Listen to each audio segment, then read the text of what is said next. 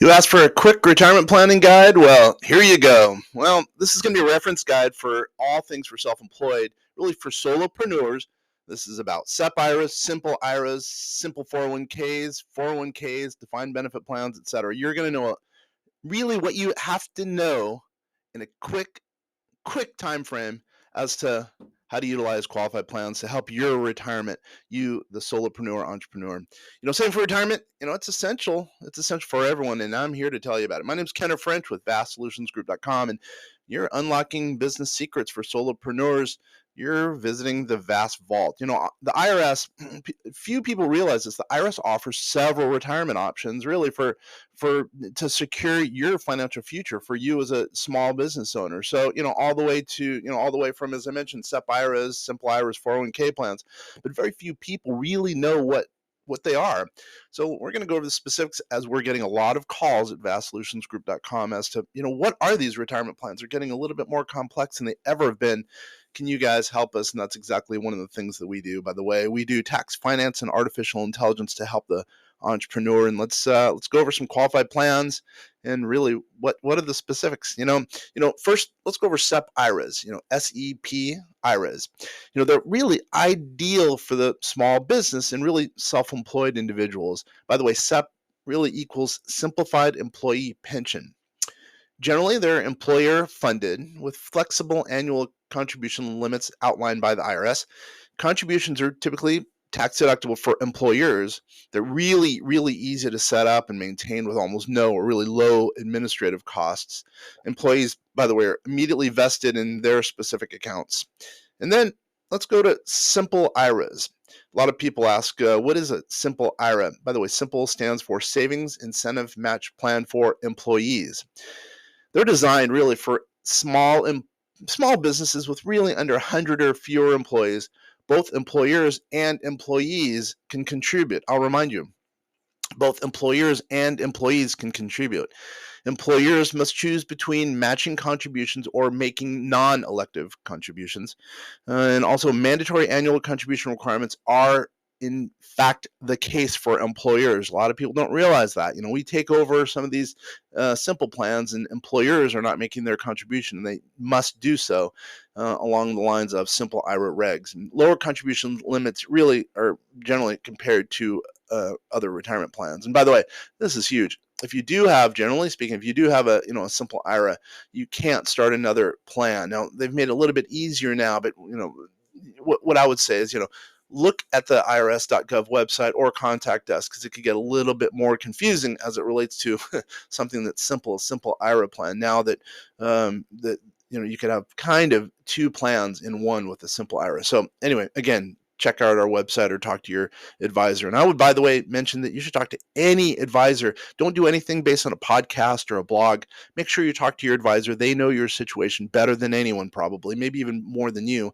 So I would say, even with simples, with 401ks, with any of this material that we're going over today and ever, I would say go ahead and make sure you talk to your advisor.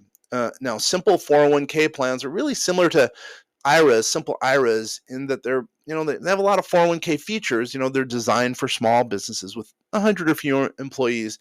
Both employers and employees can contribute to these simple 401k plans. Employers must choose between matching contributions or making non-elective contributions. And really by the way, it does allow for loans and hardship withdrawals, that being simple 401k, which is really nice. What about individual 401k plans, or sometimes, solo 401ks or solo Ks, or whatever the case is that, in the marketing jargon that you're reading or hearing about? There's really all they are based bottom line. A solo 401k plan, it just means there's one person, maybe one person and their spouse. So they just call it a solo 401k. Basically got thrown out there for marketing purposes, but it's just a 401k with a spousal couple or just one individual that owns the company. They're suitable for self-employed individuals and owner-only businesses. Both employers and employees, in case of owner-only businesses, the owner and their spouses, I mentioned, can contribute. Higher contribution limits as compared to SEP-IRAs or simple IRAs. And they also allow for loans and hardship withdrawals, which makes them very, very nice relative to just simple IRAs, by the way. And they're a little bit more complex administratively as compared to SEP-IRAs and simple IRAs.